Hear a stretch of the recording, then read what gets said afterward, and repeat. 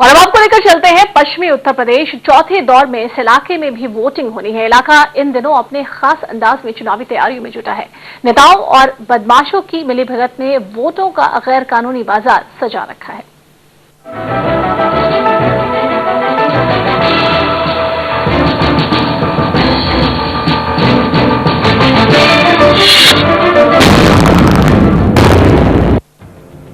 खौफ में मतदाता, नहीं चलेगी उनकी पसंद, उसी को देना होगा वोट जिसके नाम का है फरमान, वरना जा सकती है जान। ये वो हकीकत है जिससे इन दिनों पश्चिमी उत्तर प्रदेश के लोग दो चार हो रहे हैं। चुनाव के दौरान नेता तो उनसे हाथ जोड़कर वोट मांगते हैं, लेकिन ये महज दिखावा है। वोट किसे देना है ये तय करते हैं नेताजी के भाड़े के गुंडे।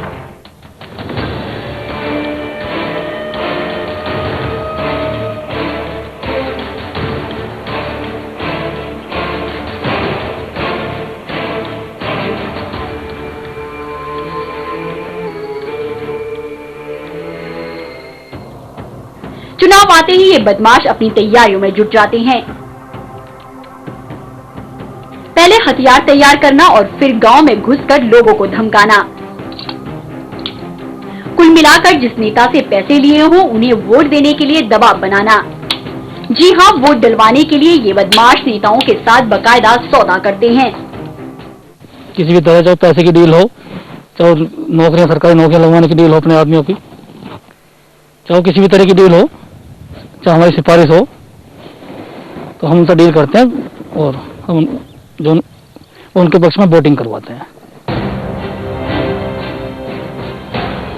पहले ये बदमाश नेताओं के लिए बूथ कैप्चरिंग करते थे, लेकिन अब चुनाव आयोग और प्रशासन की सख्ती की वजह से ये काम मुश्किल हो गया है। लिहाजा इन्होंने वोट बाजार सजाने का नया तरीका खोज निकाला है।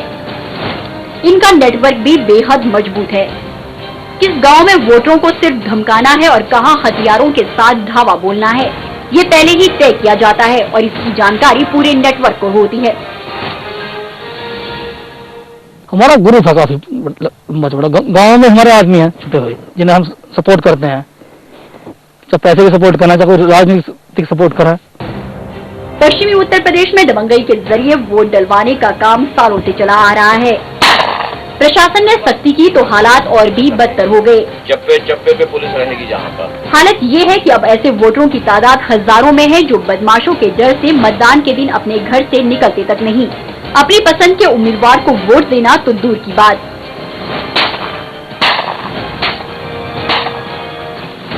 रजनीश के साथ निशानी की, इंडिया न्यूज मेरठ।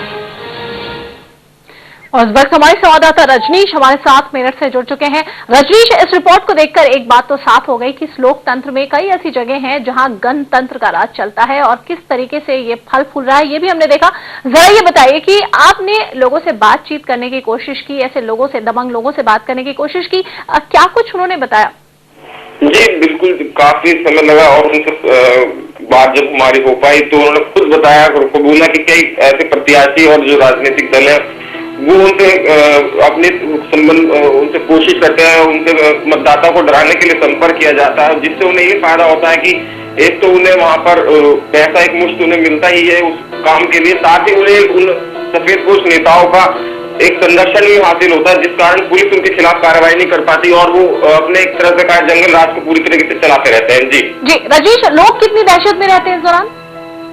बिल्कुल, आपने जिस तरह देखा कि बंदूक लेकर वो खुलेआम घूम रहे हैं, तो ये किस्म का एक दहशत का माहौल मतदाताओं में रहता है। आम नागरिक उनके आगे कुछ बोलने की हिम्मत नहीं कर पाता।